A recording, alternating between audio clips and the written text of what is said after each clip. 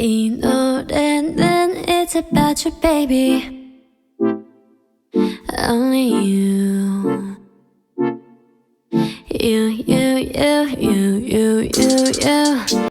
Manusia adalah makhluk sosial.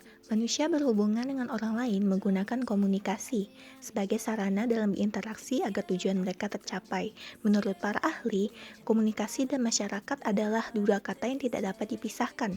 Komunikasi dapat berkembang hanya dengan perkembangan dari masyarakat, dan masyarakat memerlukan komunikasi untuk keberlangsungan hidupnya. Pada buku ini dijelaskan juga alasan mengapa komunikasi itu sangat penting. Yang pertama, dikarenakan zaman terus berubah, maka manusia harus bertahan hidup dengan mengeksplorasi perkembangan zamannya sekarang. Yang kedua, komunikasi sangat diperlukan untuk mendapatkan peluang dalam berkarir. Yang ketiga, menjalin banyak relasi dengan berbagai orang. Dengan memiliki kemampuan komunikasi yang bagus, kita bisa mendapat banyak wawasan dan pertemanan yang banyak. Buku ini juga menjelaskan bagaimana prinsip komunikasi bekerja. Ada 4 prinsip komunikasi yang dijabarkan di buku ini. Prinsip yang pertama adalah komunikasi hanya dapat terjadi bila adanya pertukaran pengalaman dari kedua belah pihak.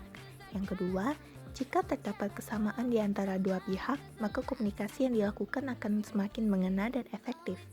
Yang ketiga, sebaliknya jika kedua pihak tidak mendapat kesamaan atau sentuhan dari topik pembicaraan, maka komunikasinya menjadi sangat terbatas dan gagal dan menciptakan komunikasi yang efektif.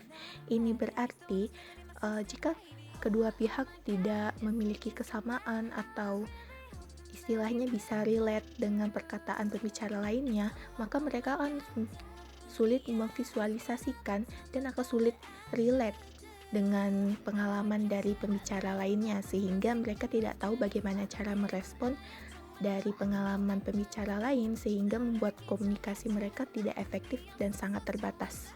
Dan yang keempat, kedua belah pihak hanya bisa memiliki banyak kesamaan tapi tidak 100% sama persis. Karena kan manusia diciptakan berbeda-beda, ada yang kadang pemikirannya sejalan, ada yang kadang pemikirannya tidak sejalan sama sekali. Manusia itu berbagai macam jenisnya. Kita berkomunikasi untuk mengetahui apakah kita bisa satu jalan dengan pemikiran orang yang kita sedang ajak bicara. Nah, untuk review bukunya sendiri, saya sudah membedakan kategori menjadi kelebihan dan kekurangan.